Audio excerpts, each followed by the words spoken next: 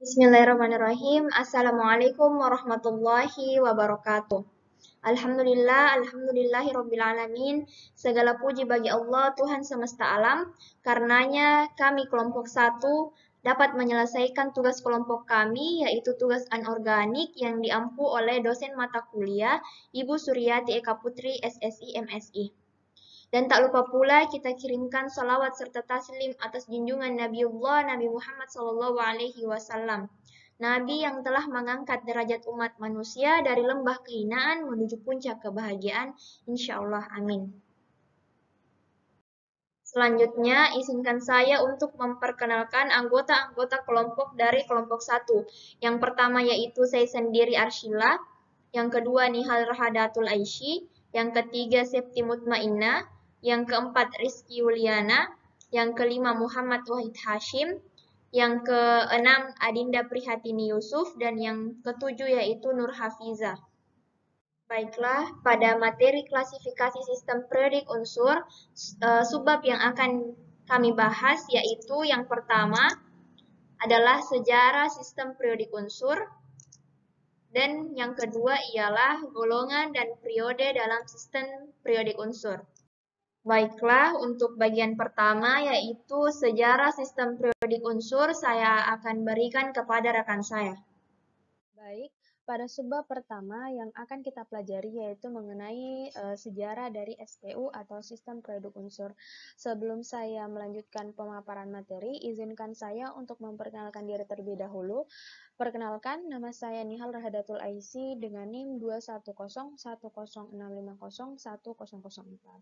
Nah, sebelum kita masuk pembahasan mengenai sejarah dari SPU ini, terlebih dahulu kita harus mengetahui apa sih sebenarnya itu tabel periodik. Jadi, sistem tabel periodik itu ialah tabel unsur-unsur yang dikelompokkan berdasarkan kenaikan nomor atom dan juga konfigurasi elektron yang bertujuan untuk meramalkan sifat-sifat unsur.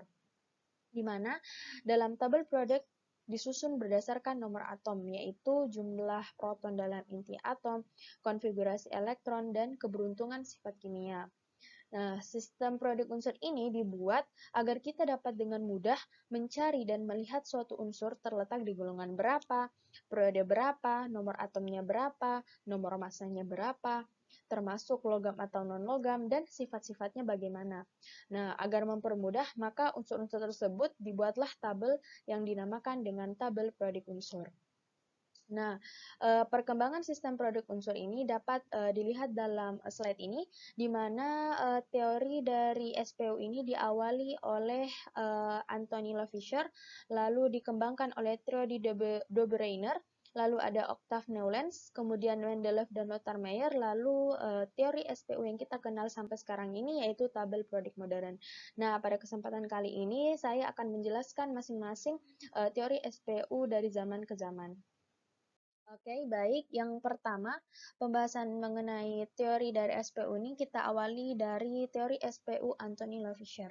Jadi, Anthony Lefischer ini merupakan seorang ilmuwan Prancis pada tahun 1789 yang mana pengelompokan unsur ini didasari oleh dasar sifat fisik unsur seperti kekerasan, kelenturan, dan mengkilau atau tidak. Dia mengelompokkan unsur menjadi dua kelompok, yaitu sebagai logam dan juga non-logam, di mana unsur pertama yang ia klasifikasikan ialah natrium atau Na dan timah yaitu Sn. Nah, agar lebih memahami bagaimana bentuk dari SPU oleh Anthony Lefischer, kalian bisa melihat gambar tabel periodik pada slide ini. Baik, jadi selanjutnya kita akan membahas SPU dari triade Dobereiner. Jadi, SPU ini dikemukakan oleh Johann Wolfgang Dobereiner atau triade Dobereiner, di mana ia merupakan seorang ilmuwan yang berasal dari Jerman pada tahun 1829. Dobereiner mengatakan bahwa pengelompokan unsur-unsurnya itu berdasarkan kemiripan sifat dan juga kenaikan massa atom relatifnya, di mana ketika ada tiga unsur disusun berdasarkan urutan kenaikan massa atomnya, maka massa rata-rata atom unsur kedua merupakan massa rata-rata dari unsur atom pertama dan juga ketiga. Ketiga unsur yang demikian oleh Dobereiner disebut dengan triade. Nah, teori dari triade Dobereiner ini memiliki kelemahan dan juga kelebihan. Untuk kelemahannya yang pertama yaitu tidak semua unsur-unsur dapat menunjukkan triade tertentu seperti F, Cl, dan juga Br. Dan apabila massa atom F ditambah massa atom Br kemudian dibagi dua, maka tidak sama dengan massa dari atom Cl. Sedangkan kelebihan dari teori SPU triade Dobereiner yaitu unsur-unsur yang berada dalam satu triade sudah menunjukkan kemiripan sifat. Nah, untuk lebih jelasnya kalian bisa melihat bentuk dari SPU triade Dobereiner pada slide ini. Baik, selanjutnya yaitu teori SPU yang ketiga oleh Octave Newlands. Jadi, Octave Newlands ini merupakan salah satu ilmuwan yang berasal dari Inggris pada tahun 1866. Nah, Newlands ini mengelompokkan unsur-unsur berdasarkan kemiripan sifat dan juga kenaikan massa atom atau AR. Dia mulai mengelompokkan unsur dari yang memiliki massa atom terendah, yaitu hidrogen, dan berakhir di thorium yang merupakan unsur ke-56. Newlands menemukan pola bahwa setiap unsur satu memiliki sifat yang mirip dengan unsur yang ke-8, unsur kedua memiliki sifat yang mirip dengan yang ke-9, dan begitu seterusnya. Dia membandingkan pola ini dengan oktav yang ditemukan dalam tangga nada musik. Karena itu, ia menyebutkan teorinya dengan hukum oktav. Nah, teori ini juga memiliki beberapa kelemahan dan juga kelebihan. Yang pertama untuk kelemahannya yaitu Newlands berpendapat hanya ada 56 unsur yang ada di alam dan tidak akan ada lagi unsur yang ditemukan di masa depan. Tetapi pada kenyataannya banyak unsur baru yang telah ditemukan dan tidak sesuai dengan hukum oktav. Yang kedua, hukum oktav Newlands hanya berlaku untuk beberapa unsur saja dan yang lainnya tidak sesuai. Sedangkan untuk kelebihan dari hukum oktav Newlands yaitu menemukan adanya periode unsur untuk pertama kalinya. Oke, sama seperti slide sebelumnya, untuk memahami lebih mendalam mengenai bagaimana bentuk SPU-nya, kalian bisa melihat pada slide ini. Baik, teori SPU selanjutnya yaitu ada teori SPU oleh Mendeleev dan Lothar Meyer. Jadi, Mendeleev ini merupakan seorang ilmuwan yang berasal dari Rusia pada tahun 1896. Mendeleev atau dikenal juga dengan Dmitri Mendeleev bersama Lothar Meyer menyusun sistem periodik unsur berdasarkan kenaikan massa atom relatifnya. Mendeleev ini adalah orang pertama yang menyusun tabel sistem periodik unsur. Lajur vertikal disebut dengan golongan dan lajur horizontal disebut dengan periode. Sistem periodik Mendeleev ini terdiri atas 12 periode dan 8 golongan. Sistem periodik Mendeleev disebut juga dengan sistem periodik bentuk pendek. Nah, SPU Mendeleev dan juga Lothar Meyer ini memiliki kelemahan dan juga kelebihan, di mana kelemahannya ialah ada unsur-unsur dalam satu periode dari kiri ke kanan tidak sesuai dengan kenaikan massa atom relatifnya. Contohnya yaitu iodium dengan AR 127 ditempatkan setelah tellurium yang dimana AR-nya itu ialah 128. Selanjutnya, kelebihan dari teori ini yaitu dalam tabel yang dia buat ada beberapa ruang kosong karena dia berpendapat bahwa suatu saat akan ada unsur-unsur baru yang ditemukan akan menempati ruang kosong tersebut. Ternyata benar saja unsur Sc, Ga, dan Ge ditemukan dan menempati ruang kosong yang ia telah prediksi. Nah, untuk lebih memahami secara mendalam bagaimana bentuk dari SPU Mendeleev dan juga Lothar Meyer, kalian bisa melihat dan memahami kembali dari slide ini. Oke, dan yang terakhir yaitu teori SPU modern, di mana teori ini yang kita gunakan sampai sekarang ini. Jadi, sistem produk modern ini dikemukakan oleh seorang ilmuwan juga dari Inggris, merupakan seorang fisikawan yang bernama Henry Moseley pada tahun 1913. Sistem produk modern ini disusun berdasarkan kemiripan sifat dan juga kenaikan nomor atom atau jumlah proton, di mana golongan ditentukan oleh kemiripan sifat unsur dan periode ditentukan oleh kenaikan nomor atom atau jumlah proton. Tabel periode modern memiliki 18 kolom vertikal yang dikenal sebagai golongan dan 7 baris horizontal yang dikenal dengan periode.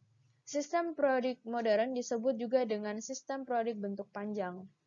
Jadi, untuk lebih mendalami bagaimana bentuk dari sistem periodik unsur modern bisa kalian lihat pada slide ini. Selanjutnya yaitu bagian kedua, golongan dan periode dalam sistem periodik. Sebelumnya, perkenalkan nama saya Septi Mutmainah. Golongan terbagi menjadi dua, yaitu golongan utama dan golongan transisi. Golongan utama terdiri dari golongan 1 hingga 8A, sedangkan golongan transisi yaitu terdiri dari transisi dalam dan transisi luar. Bisa kita lihat pada sistem periodik yang termasuk golongan utama, yaitu yang ini 1A, 2A, 3A, 4A, 5A, 6A, 7A, dan 8A. Yang pertama, golongan utama. Unsur-unsur yang dikenal termasuk dalam blok S dan P. Golongan utama terdiri dari 8. Yang pertama, golongan 1A atau alkali kecuali H terdiri dari Li, Na, K, Rb, Cs, dan Fr. Kedua, golongan 2A atau alkali tanah terdiri dari Be, Mg, Ca, Sr, Ba, dan Ra. Ketiga, golongan 3A atau boron aluminium terdiri dari B, Al, Ga, In, dan Ti. Keempat, golongan 4A atau karbon silikon terdiri dari C, Si, Ge, Sn, dan Pb.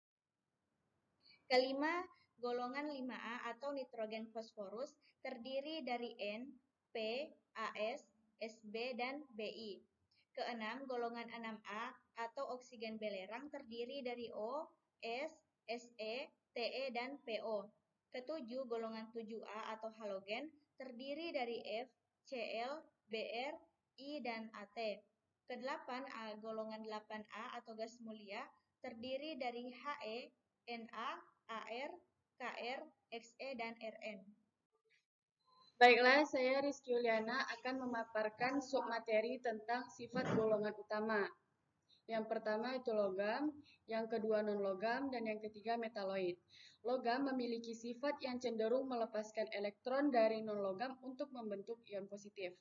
Non-logam cenderung menerima elektron dari logam, dan metaloid memiliki kedua sifat seperti logam dan non-logam. Baik, selanjutnya golongan utama 1A, yaitu logam. Sebelumnya, perkenalkan nama saya Adinda Prihatini. Golongan utama 1A terdiri dari H, Li, Na, K, Rb, Cs, dan Fr. Unsur-unsur golongan 1A merupakan unsur-unsur logam, lunak, dan ringan, kecuali hidrogen yang berupa gas, sangat reaktif karena guna melepaskan satu elektron valensinya. Contoh konfigurasi elektron, 11 Na, 1 S2, 2 S2, 2 P6, 3 S1. Selanjutnya golongan utama 2A, yaitu logam. Terdiri dari Be, Mg, Ca, Sr, Ba, dan Ra. Unsur-unsur golongan 2A merupakan unsur-unsur logam yang lebih keras, tetapi kurang reaktif dibandingkan unsur golongan 1A yang seperiode, kecuali Be disebut alkali tanah. Contoh konfigurasi elektron yaitu 12 Mg, 1 S2, 2 S2, 2 P6, 3 S2. Baiklah, untuk selanjutnya adalah golongan utama 7A yaitu non-logam, yang mana di sini terdiri dari fluorin, klorin, rodin, iodin, dan astatin. Unsur golongan ini adalah unsur non-logam yang sangat reaktif karena mempunyai 7 elektron valensi sehingga mudah menarik elektron lain. Unsur ini juga disebut dengan unsur halogen. Contoh dari konfigurasi elektron adalah 17Cl, yang mana bisa dilihat dari di sini itu 1S2, 2S2, 2P6, 3S2, dan 3P6. Baiklah, untuk selanjutnya itu golongan utama 8A, itu gas mulia, yang terdiri dari helium, neon, argon, krypton, xenon, dan radon. Yang di sini unsur golongan ini adalah unsur-unsur yang elektron valensinya telah penuh, yaitu 8 elektron, kecuali helium yang 2 elektron, karena sudah stabil. Unsur golongan ini suka melepaskan atau menerima elektron.